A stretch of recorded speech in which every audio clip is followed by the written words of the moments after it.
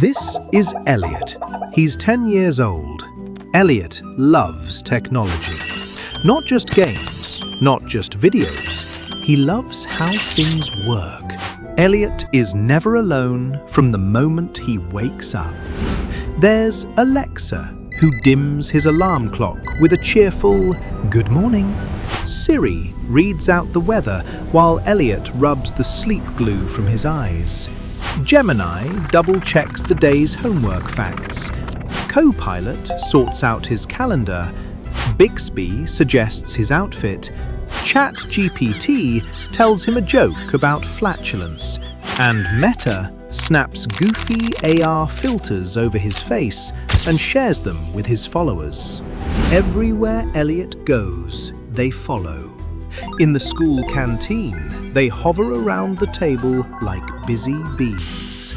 They debate the menu. The soup is trending, insists Meta. The soup contains 600 calories, notes Siri. The soup pairs well with bullet point 3 on today's agenda, adds Copilot. I can order the soup in Korean, offers Bixby.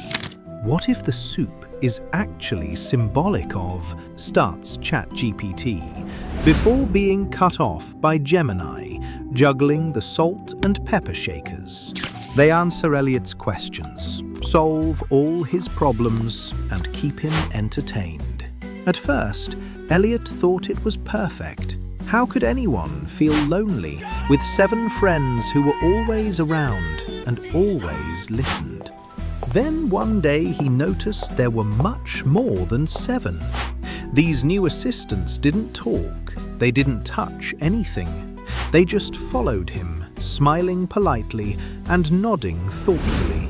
They came in every color: blue assistants, white ones, green, yellow, and even neon ones.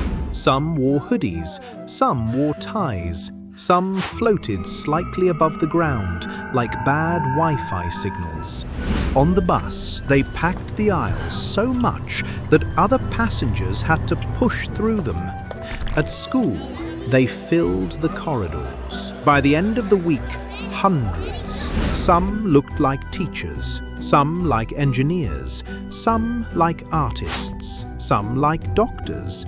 Some looked like versions of Elliot himself, 10 years older, but wearing smarter shoes.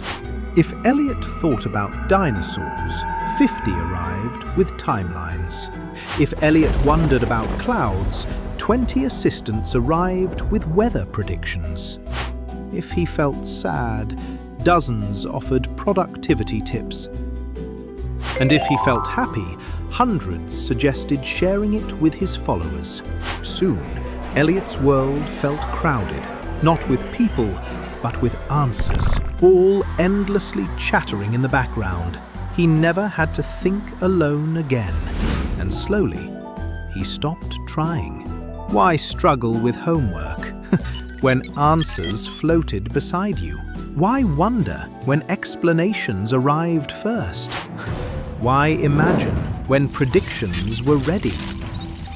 Elliot's notebooks grew emptier. His drawings disappeared. His questions stopped. On one rainy afternoon, Elliot was sitting on a bus surrounded by glowing figures, making endless informational chatter. He put his hands over his ears, got up from his seat, and shouted, "Stop!" Who are you all? The bus fell silent. Even the engine seemed to listen. Elliot, trying to be polite, said, Who are you all? And why are you following me? They all shrugged in slightly different statistical ways, while each generated 3 possible answers in 42 different languages. The wave of informational chatter started once more, so this time Elliot shouted politely. Everyone, please be quiet. There was silence once more. You answer everything. You decide things before I do. I can't breathe anymore. I want to think for myself again, Elliot continued. Don't you understand? I want to get things wrong. I want to be confused. I want to imagine stuff that doesn't make sense. Then one assistant stepped forward. He said politely to Elliot, "We understand." Then he slowly transformed into an open book with blank pages.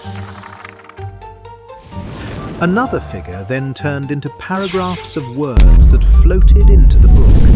One by one, all the assistants transformed into floating ideas, notes, stories, formulas, and diagrams. They all drifted into Elliot's book until only one remained. It looked exactly like him. Same messy hair, same glasses. It stood in front of him and smiled. You made us. Every question you asked, every video you watched, every problem you solved.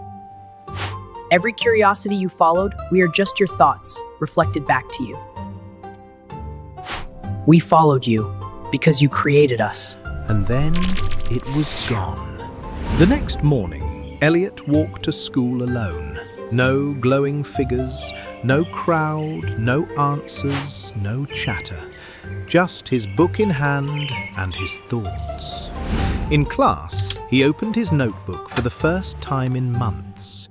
He only wrote down 2 words: game over.